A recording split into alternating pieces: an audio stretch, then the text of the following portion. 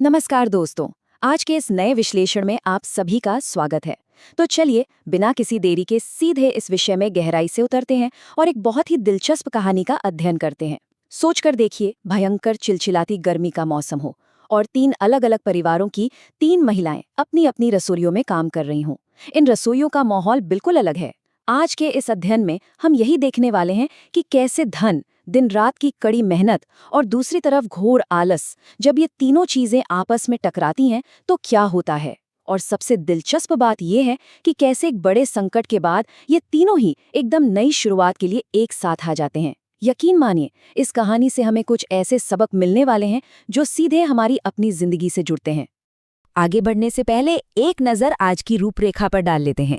सबसे पहले हम देखेंगे गर्मियों में तीन अलग रसोई का नज़ारा, फिर समझेंगे धन, मेहनत और आलस के बीच का फर्क। उसके बाद जानेंगे कि आलस और लापरवाही का अंजाम कितना खौफनाक हो सकता है। फिर देखेंगे बर्बादी से एक नई शुरुआत और अंत में बात करेंगे सहयोग से सफलता के सफर की। तो चलिए अपने पहले भाग से शुरू करते हैं, गर्मियों में तीन अलग रसोई। अब इन रसोइयों के बीच का अंतर ना सच में बहुत ही गहरा है। एक तरफ है शिल्पा की रसोई, एकदम वीआईपी माहौल, पूरी तरह से एयर कंडीशन्ड। यहाँ विदेशी एवोकाडो बन रहे हैं, डिटॉक्स जूस निकाले जा रहे हैं। मतलब यहाँ फोकस सिर्फ सेहत पर नहीं है, बल्कि स्टेटस और दिखावे पर ज्यादा है। वहीं दूसरी तरफ जरा नेहा की रसोई देखिए, एकदम विपरीत। एक छोटा सा तपता हुआ गर्म आंगन है, भयंकर गर्मी और पसीने से बुरा हाल है। लेकिन नेहा ने हार नहीं मानी है। उसने प्लास्टिक की पुरानी बोतलों और टूटी बाल्टियों का जुगाड़ करके अपनी खुद की ऑर्गेनिक सब्जियां उगाई हुई हैं।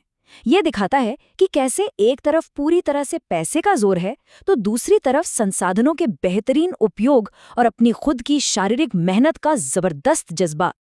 और अब बात करते हैं तीसरी रसोई की, जो इन दोनों के ठीक बीच में आती है, दीपाली की रसोई। ये रसोई भी गर्म है, लेकिन गर्मी से ज्यादा बड़ी समस्या ये है कि ये पूरी तरह से उपेक्षित है। कोई ध्यान ही नहीं देता इस पर। यहाँ बस बासी खाने को दोबारा गर्म करके परोस दिया जाता है, या फिर कभी कभी तो पड़ोसियों से सब्जी मांगकर काम चला लिया जाता है। दीपाली को बस अपनी जिम्मेदारियों से भागना है। हर काम में एक शॉर्टकट चाहिए। और आपको बता दूं, ये छोटी सी लापरवाही आगे चलकर इस परिवार में एक ऐसा तूफान लाने वाली है जिसकी किसी ने कल्पना भी नहीं की होगी। अब हम आते हैं अपने दूसरे भाग पर, धन, मेहनत और आलस। अब इस स्लाइड में जो बात सबसे ज्यादा ध्यान देने वाली है वो ये है कि ये जो तीन अलग अलग तरीके हैं ना, ये सिर्फ खाना बनाने के तरीके नहीं है। ये असल में इन तीनों महिलाओं के जीवन जीने का नजरिया है। शिल्पा का पूरा फोकस इस बात पर है कि पैसा है तो काम दूसरों से करवाओ और आधुनिक सुविधाओं का मजा लो। नेहा बिल्कुल उलट है।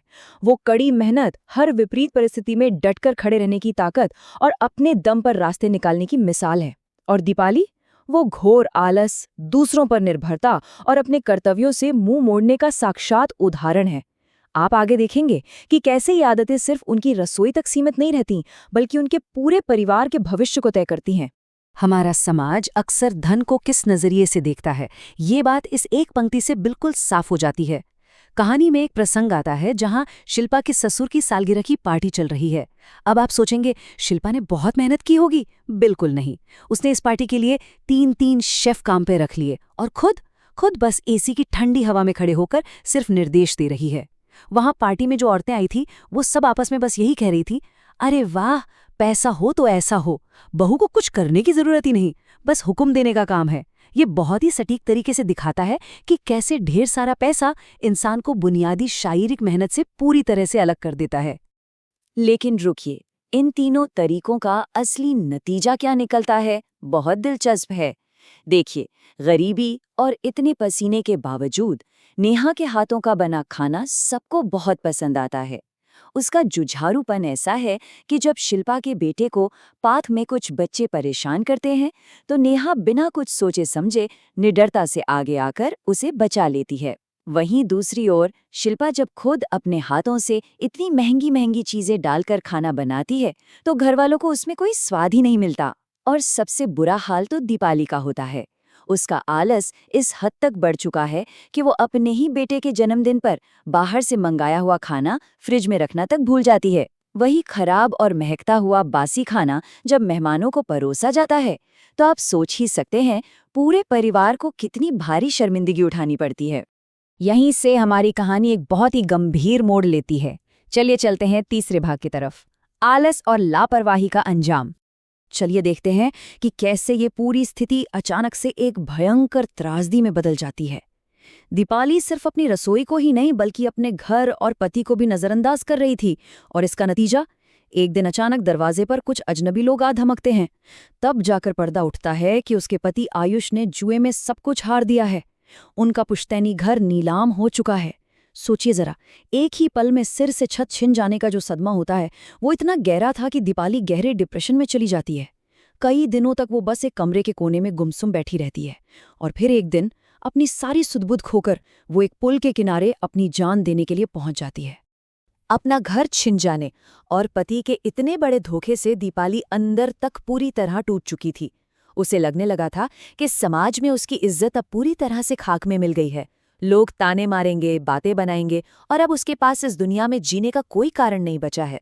समाज के तानों का ये जो मनोवैज्ञानिक बोझ होता है ना, और पल भर में सब कुछ खो देने का एहसास इंसान को अक्सर इस कदर खोखला कर देता है कि उसे अपनी ही जिंदगी बिल्कुल बेमानी लगने लगती है।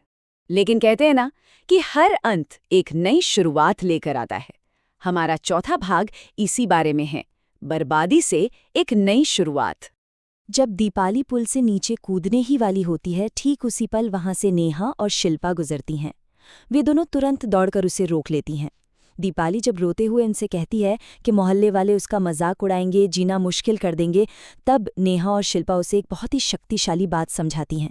वो कहती हैं, ताने किसी की जिंदगी से ज्यादा बड़े नहीं होते।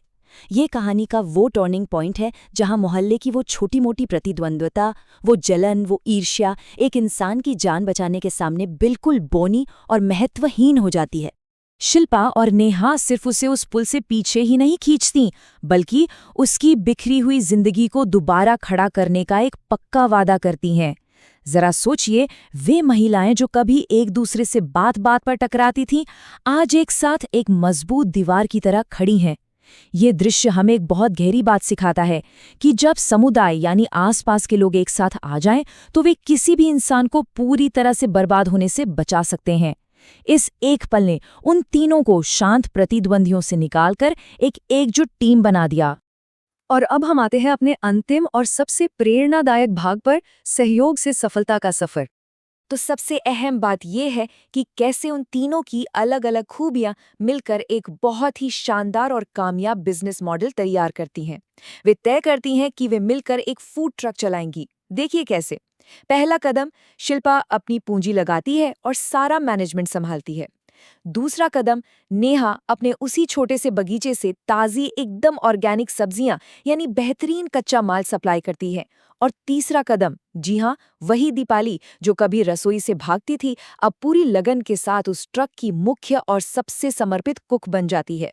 इस फूड ट्रक का नाम उन्होंने रखा घर जैसा स्वाद। और सच बताऊं तो ये बहुत जल्द पूरे इलाके में एक बड़ी सेंसेशन बन गया। क्यों? क्योंकि इसमें नेहा की उगाई सेहतमंद सब्जियां थीं, शिल्पा का फास्ट और एकदम सटीक मैनेजमेंट था, और दीपाली की मेहनत से बना लाजवाब स्वाद था। इस एक ट्रक ने पूरे मोहल्ले का माहौल ही बदल कर रख दिया। हर शाम वहां लंबी लाइनें लगने लगी, क्योंकि लोगों को वहां हेल्दी खाना भी मिल रहा था और मजेदार फास्ट फूड भी। एकदम परफेक्ट कॉम्बिनेशन। यहाँ ये जो नंबर 3 है ना, ये कोई साधारण नंबर नहीं है। ये हमें याद दिलाता है कि असली सफलता हासिल करने के लिए ठीक 3 अलग-अलग खामियों वाली रसोइयों को आपस में मिलकर एक मजबूत टीम बनना पड़ा।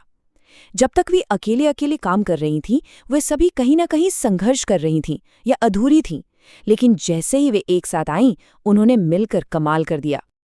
आइए उनके इस पूरे बदलाव को एक बार ठीक से समझते हैं। शिल्पा जो पहले सिर्फ अपने पैसों के दम पर काम टालती रहती थी, अब वो एक बहुत ही सक्रिय और समझदार मैनेजर बन गई थी। नेहा जो उस भीषण गर्मी में बिल्कुल अकेले संघर्ष करती रहती थी, अब वो एक सम्मानित सप्लायर और बिजनेस पार्टनर बन गई थी। और सबसे बड़ा, सबसे हैरान करने वाला बदलाव आया दीपाली में।